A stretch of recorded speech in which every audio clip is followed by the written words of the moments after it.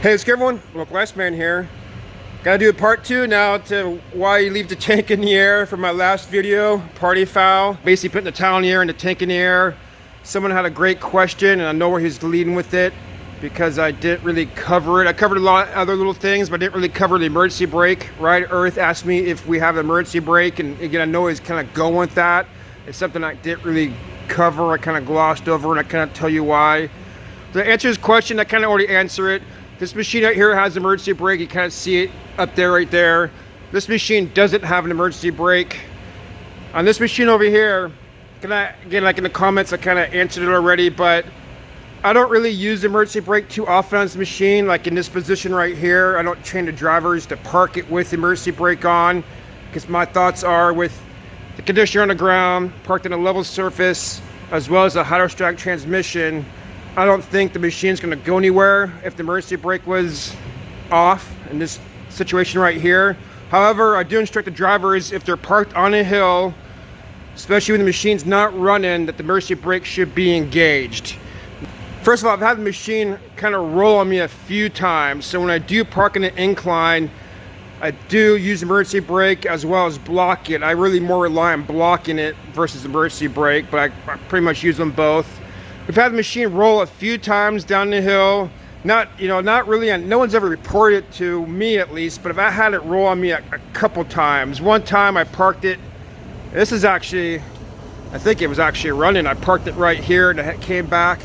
Because I think that I still had the hose in. When I pulled out, I had to come back and do something with something really quick, and it started kind of drifting down the hill a little bit.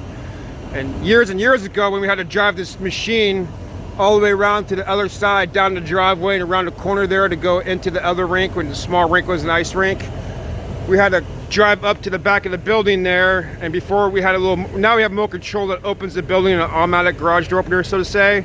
Before, we had to get off and go inside the door and open the door from the inside, and a couple times the machine kind of rolled back on me down the hill. So machines do have a tendency to roll.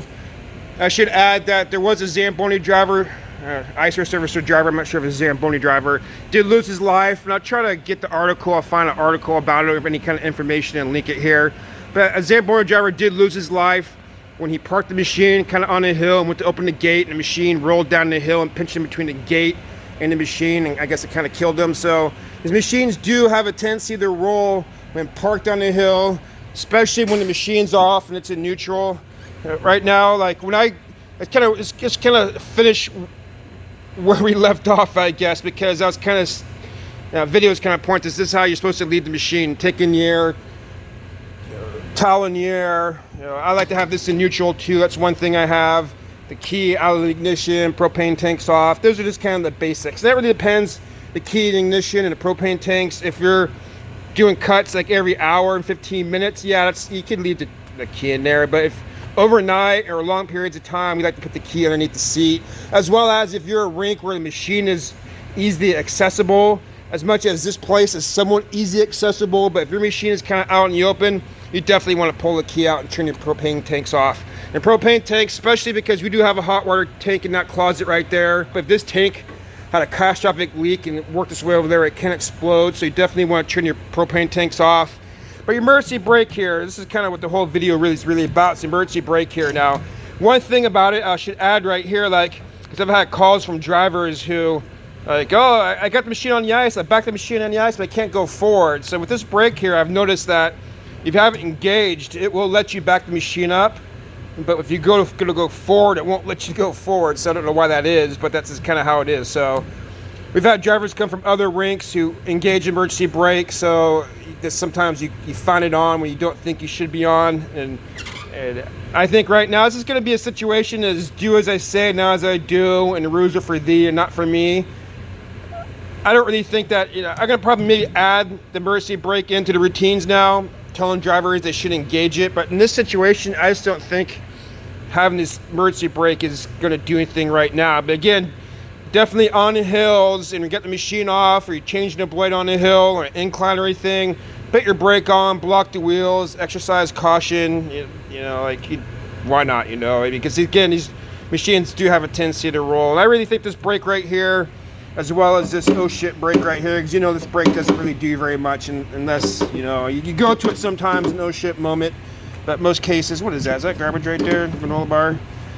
In most cases, that's not going to do you very much good, because once you take your foot off the pedal there, you come into a stop anyway. So this is also, I think, well, that machine over there didn't have it. For a long time, machines didn't have it, but I don't know, anything with wheels probably should have an emergency brake or a braking system on it just in case, even with a hydraulic transmission or not. So brake here, I'm sure years ago Zamboni had to install it for insurance reasons, liability reasons, and just, you know, it's just, again, anything with wheels probably should have an emergency brake system on it just in case something fails. So you never know if the hydraulic transmission, if it fails, I don't know if the fail state is going to be stop, but if you're going down a hill or something, you definitely want to be able to stop the machine if this doesn't work.